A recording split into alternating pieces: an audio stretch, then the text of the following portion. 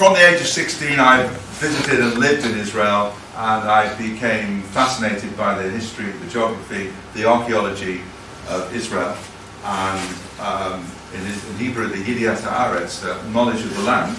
And when I was walking through a back street in Marylebone from my office where I practice, I saw a very discreet sign, and there's the sign. And it's so discreet that you have to do a Google search to figure out what it was. And I went into this Aladdin's cave of treasures, of books, of manuscripts, of maps, which are the property of the PEF, the Palestine Inspiration Fund.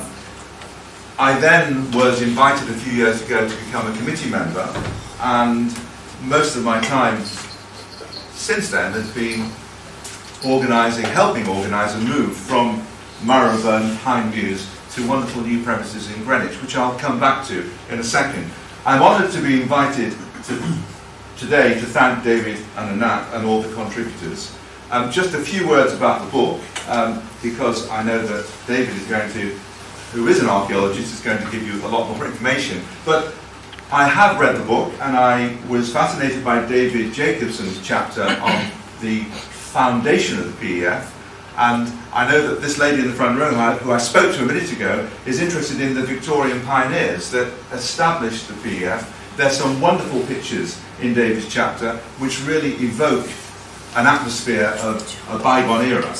And like all the chapters, there's also a wonderful bibliography at the end of each chapter, so that if you want to read more, it's there waiting for you. The book covers a diverse range of subjects. I won't mention them all, but Sveta, if I can use her first name, has a wonderful chapter on military surveying and cartography. Chaim has written about Roman roads and the PEF's discovery and mapping in the survey of Western Palestine of the Roman roads. What is the survey of Western Palestine? It's what David was alluding to. It's a wonderful, I think it's 8-volume collection of flora, fauna, geography, archaeology, history, names, you name it, created in about 1880 by the PEF. I want to talk very briefly about some of the people that did carry out the survey and the difficulties they encountered. And I'm going to throw a few names at you who are all mentioned in the book. One is a gentleman called Charles Twiret Drake. Now, not to be confused with a shirt, but he was a Victorian explorer, and he helped write a book with Sir Richard Burton, Unexplored Syria.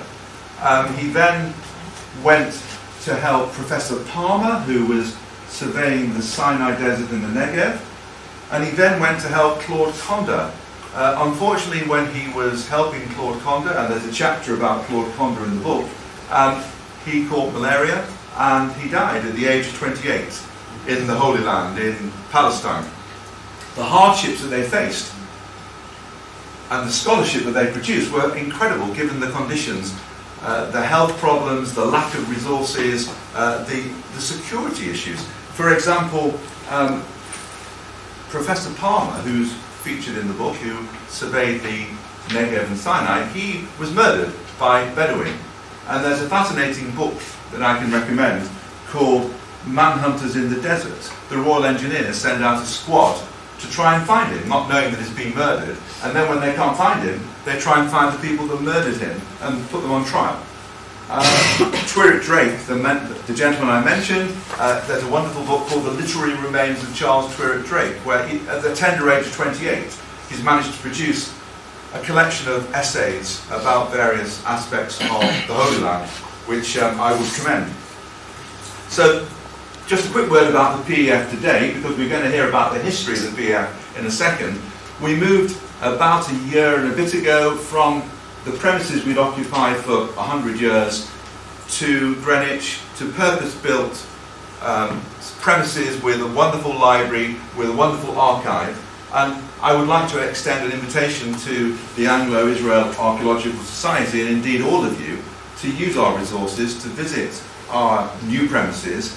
And I would also like to be an ambassador for the PEF and to connect with David and with other people in Israel and in England to work together on projects in the future, because this project, unfortunately, the PEF, rather ironically and sadly, wasn't particularly involved, and I believe that there is a lot of synergy and we should collaborate. And if anyone wants to contact me, I'm happy to give you my details and we can collaborate and liaise, whether it's lectures or articles for the quarterly that we produce or anything else. So I want to finish by saying thank you to all the contributors to this wonderful book, to David and Anat for being the editors, and I've got no doubt that the book will inspire future generations, future scholars to study the Holy Land and the history of the PEF. And just to finish off, and I should have begun with this, Shana Tova and Erev Tov, Happy New Year, and thank you very much.